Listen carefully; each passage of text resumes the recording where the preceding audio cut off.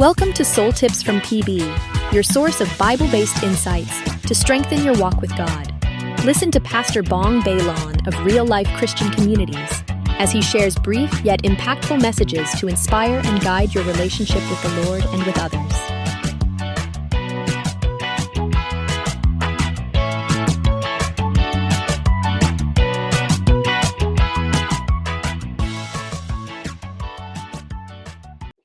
Galatians 5 verses 22 to 26. But the fruit of the Spirit is love, joy, peace, forbearance, kindness, goodness, faithfulness, gentleness, and self-control. Against such things there is no law. Those who belong to Christ Jesus have crucified the flesh with its passions and desires. Since we live by the Spirit, let us keep in step with the Spirit. Let us not become conceited, provoking and envying each other. Tayo po ay manalangin.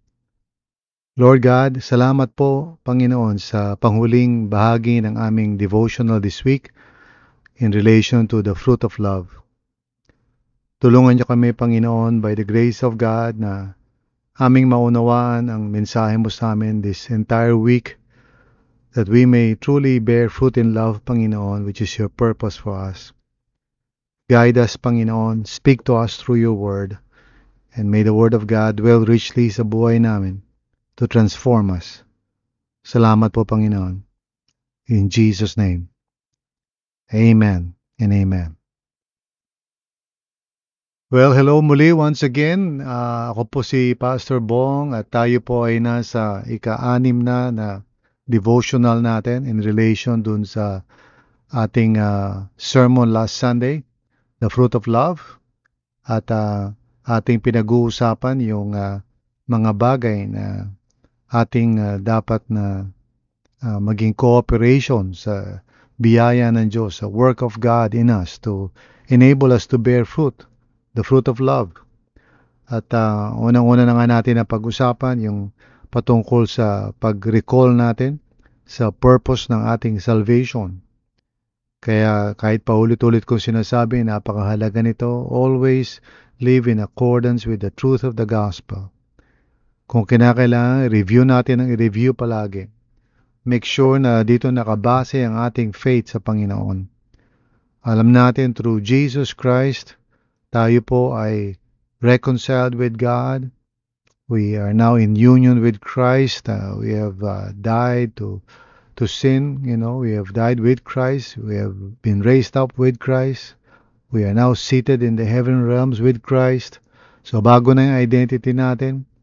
And the Lord has poured out His Holy Spirit in us to begin yung transformation natin into the image and likeness of Jesus. Every day, tayo ay makinig sa Panginoon, sumunod sa Kanya. And sabi ko, kinakailangan na magtiwala rin tayo sa Holy Spirit dahil ito nga yung susi para mapagtagumpayan natin yung ating mga lumang sarili na hindi kayang magbago at hindi kayang sumunod sa kalooban ng Panginoon. Only through the Holy Spirit can we experience real transformation upang sa ganun sa ating pagkatao, sa ating buhay, ay may hayag ang kadakilaan ng ating Panginoong Hesukristo as we are transformed into His image and likeness. And we also talked about the need to put our hope in the kingdom of God. Dahil ngayon, doon tayo naninirahan sa Kanyang kaharian. Even though nandito tayo sa mundo, meron tayong mga challenges. But we put our hope that one day, when the new creation finally arrives at heaven and earth will be united as one. And then of course, doon sa realidad na yun, ay wala na yung mga awayan o hindi pagkakasunduan. Pero ngayon pa lang, ay sinasabuhay na natin ito. Not in our own abilities, but by the grace of God.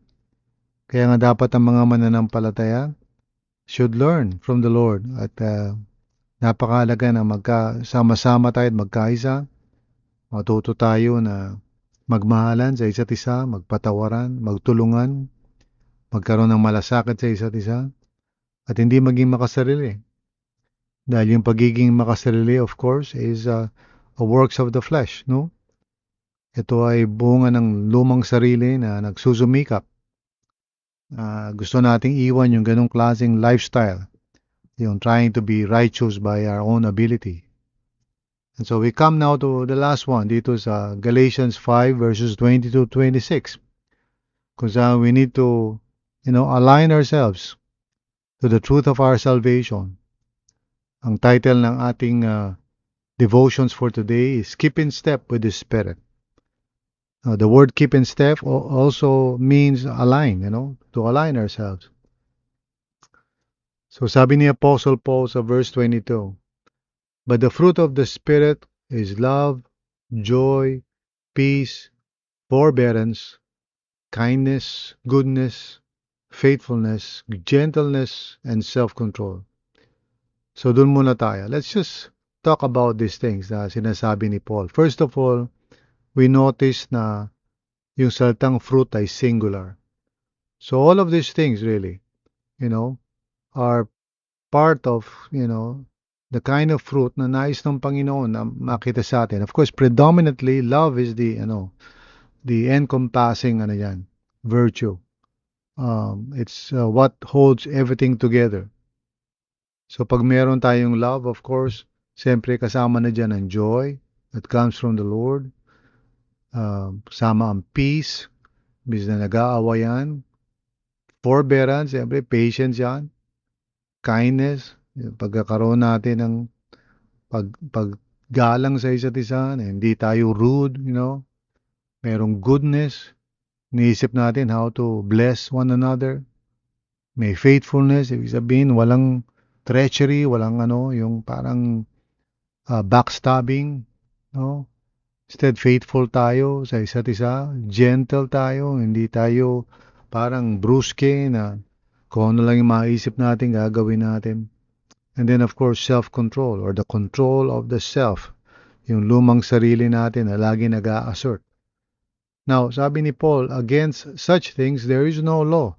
Wala naman talagang bawal dyan sa mga bagay na yan because these things are consistent with God's Word.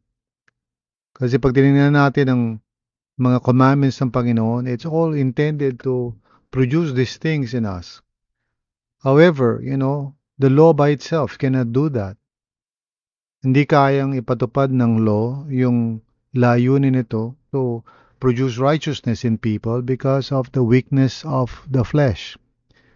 Yung sarili, hindi natin magawa yun. That's why we are basically slaves, in that sense na hindi natin mapagtagumpayan yung ating mga mga desires and passions sa puso natin, always wanting to assert ourselves. So yun yung sinasabi nga na pinag-uusapan natin throughout the week, na this is the law of sin and death. It doesn't work. Pero thanks be to God na sabi nga, the fruit of the Spirit. In other words, the Spirit is the one that is working in us to make these virtues realities sa buhay natin. And of course, it takes time. Hindi naman yan overnight. Hindi yan basta-basta. Pero sinabi ni Paul sa verse 24, those who belong to Christ, so mga believers yan, those who belong to Christ Jesus, have crucified the flesh with its passions and desires. What does that mean? It's past tense, crucified. So paano nangyari? Kailan nangyari yan? Now, of course, in the other writings of the Apostle Paul, lalo na sa Ephesians chapter 1, at chapter 2, doon dinedeclare niya yung realidad that we have been crucified with Christ. And so, yung ating lumang sarili have been crucified with the Lord Jesus. And we have died with Christ. And sinasabi rin ni Apostle Paul that we have been raised up with Christ. We have been made alive in Christ. So kumbaga yung resurrection and yung death, resurrection and ascension ni Jesus, nagpa-participate lahat tayo doon. Yung benefits lahat nun ay napapasa atin by faith through the grace of God. So we are set free. So, hindi na tayo alipin. Now, does that mean hindi na tayo magkakaroon ng problema sa mga desires and passions of the flesh? Well, hindi yun ang ibig sabihin nun because we are still in the body.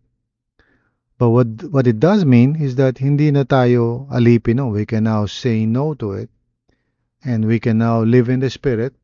Kasi sabi niya sa verse 25, since we live by the Spirit, so doon na nanggagaling yung ating life, no? The eternal kind of life, the God kind of life is now being manifested sa buhay natin through the presence of the Holy Spirit and the power of the Holy Spirit. So sabi lang niya, let us keep in step with the Spirit. So in other words, sumunod tayo sa Holy Spirit who's instructing us through the Word of God. You know, sinasanctify niya tayo, binabago na tayo ng Panginoon through the Holy Spirit. We are to listen, we are to obey. For example, pag pupuno tayo ng galit o inis sa kanino man, the Holy Spirit says, forgive. And so we say to the Lord, yes, Lord, tulungan niyo po ako, and we obey the Lord and God empowers us. So kung may mga vices tayo, may nagagawa tayo mga immoralidad o ng mga bagay that is causing us to live contrary to God's will, we bring it to the Lord. Of course, pag meron tayong mga frustrations and failures, we also bring it to the Lord. And the Holy Spirit continues His healing ministry sa buhay natin. We are being healed through the Holy Spirit. We are being changed, transformed. So the Holy Spirit brings healing and forgiveness sa buhay natin. So yung kapatawaran natin is not by our own efforts, it's by the blood of Jesus. So ina-apply ng Panginoon sa atin yung sufficiency ng kanyang sacrifice on the cross as the payment for our sins. Kaya ang kaaway, he would try to condemn us or convict us or put us to shame, pero the Holy Spirit is our advocate. He is our Parakletos, the one who comes alongside to comfort us, to help us. Kaya pag sinabing keep in step, that means align ourselves, Mamuhay tayo depending on the Lord, depending on the Holy Spirit. Mamuhay tayo ng listening to the Holy Spirit. So mga kapatid, what does that mean? Let's practice yung spiritual disciplines of soul care. Lagaan natin ang ating mga sariling kaluluwa at huwag tayong maging parang, thrown here and there by the world and all its demands, The world tries to deceive us na marami tayong kailangan, marami tayong dapat gawin, when in fact, like Mary, sabi nga ni Jesus, she has chosen, the right thing. So we need to pay attention sa Panginoon. That is a choice that we can make. Listen to the Lord. Live the kind of life na we can align ourselves to the Lord. Kasi pag super busy tayo palagi at inahayaan natin kung ano lang yung gusto ng laman natin, yung enjoyment, yung pleasure, hindi tayo makakapakinig sa Panginoon. It's important to develop a lifestyle of listening and submitting ourselves to the Lord. So sa ganung paraan, we can follow after the Spirit, and the Spirit, of course, continues to develop in us, the right attitudes, the right desires. So nire-renew niya yung ating mga minds. So as we go into the Word of God, as we meditate, itong ginagawa nating daily devotions, ito yung mga paraan ng Holy Spirit to renew us, transform us. So we cooperate by going into our daily devo and listening, praying, asking the Lord to help us to renew our minds. So nagko-cooperate tayo doon, but it's the Lord who transforms us. Hindi yung quiet time na nagtatransform sa atin. It is the Lord who transforms us. We simply make ourselves available to the transforming grace of God that is at work sa buhay natin. Because the Holy Spirit can guide us sa mga decisions natin. The Holy Spirit can give us wisdom. The Holy Spirit can show us God's truth para hindi tayo malinlang ng mundong ito. And through spiritual companions, naririnig natin ang Panginoon. Through a spiritual director, for example, na maaari tayong matulungan to discern kung ano ba yung nangyayari sa buhay natin. Huwag lang tayo basta nagre-react sa mga nararamdaman natin o yung parang naiisip natin. Hindi palaging tama yun. Minsan, emotion mo lang talaga yun. Of course, hindi ko sinasabi hindi mahalaga ang emotions, pero emotions must be discerned. Kailangan maunawaan natin yan. Kung tayo ay parang basta-basta na lang nagde-decide kasi may nararamdaman tayo, it shows immaturity. It shows that we are just being guided by our feelings. Our feelings are important, but they have to be discerned. We have to listen to the Lord. Kaya sabi nga ng verse 26, let us not become conceited. So sarili mo lang iniisip mo, provoking and envying each other. So in other words, ano tayo, parang nagiging insensitive tayo sa will ng Panginoon, lalo na in the context of relationships. So remember, isa ito sa mga skills of being a spiritual influencer. Learning how to form relationships through the power of the Holy Spirit, learning how to develop such relationships, learning how to maintain those relationships. Tinuturuan ko kayo ng peace process, ng restore, para, our relationships would truly deepen and we learn how to apply grace sa isa't isa rather than being judgmental. So, let us keep in step with the Spirit, mga kapatid. This completes our devotions for this week. Magkaroon tayo ng fruit of love sa buhay natin as we cooperate with the Lord. No? Sabi nga ng Panginoong Jesus sa atin, remain in me as I remain in you. Wala tayong magagawa on ourselves. If we rely on ourselves, ma-frustrate lang talaga tayo. Trying to be a good person by relying on yourself is a sure way of getting frustrated and eventually give up na tayo because hindi natin magawa. Let us walk with the Lord. I-arrange natin yung buhay natin araw-araw so we can pay attention to God. We can be in two places at the same time.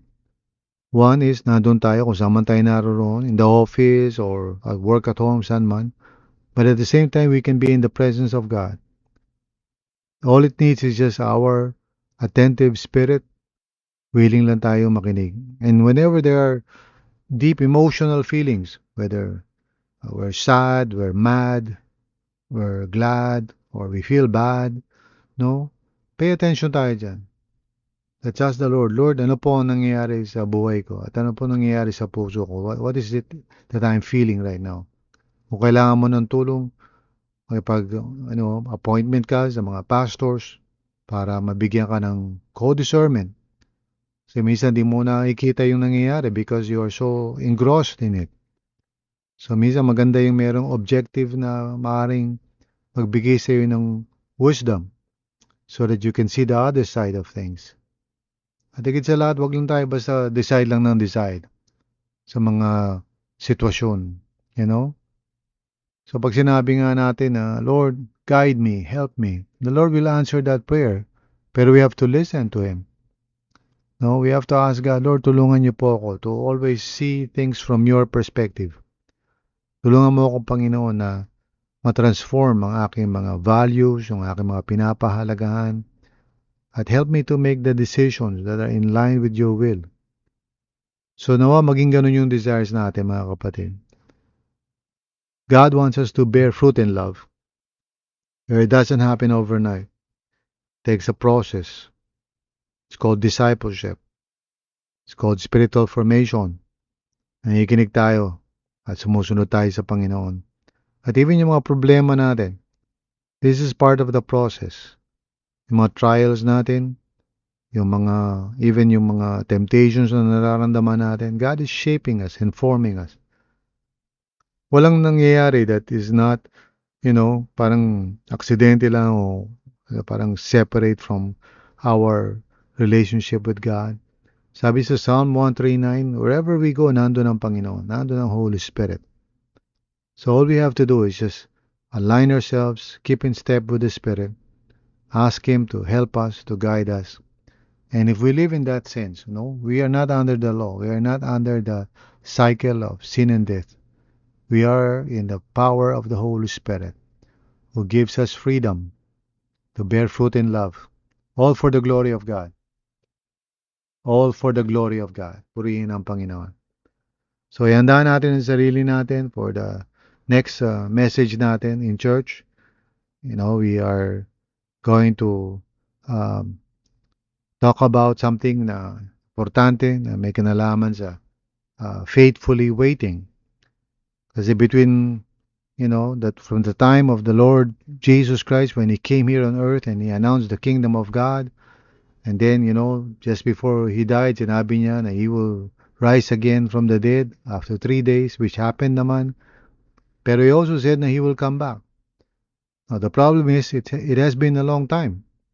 So what do we do in the meantime? Diyan papasok yung fruitfulness natin at faithfulness natin sa Panginoon while we are waiting. So samahan niyo ako sa Sunday as we talk about that. And invite your friends and loved ones para sama-sama tayong mag-grow sa Panginoon. Amen? So purihin ang ating Panginoon. Tayo manalangin. Lord, maraming salamat sa iyo sa biyaya mo that we have really learned this week about the fruit of love. Lord, we realize na hindi namin kaya i-produce yung fruit na yan. But truly, it is your work from beginning to end.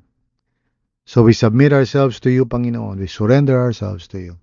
And we confess na hindi namin kaya by ourselves. Lord, we choose to remain in you as you have commanded us because you remain in us.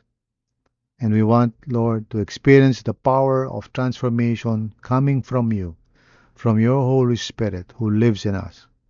So tulungan niyo po kami, Lord, na ma-overcome namin yung aming mga lumang sarili with all its attachments and with all its deceptive thoughts and ideas. Transform us, Panginoon, through the renewing of our minds and the transformation even of our bodies, Panginoon, that we may obey you and serve you and fulfill the purpose for which you have saved us. Salamat, Panginoon. We ask you, Lord, to help us to be with Jesus always so that we can become like Him and do what He does in this world. Salamat po, Panginoon. In Jesus' name, amen and amen.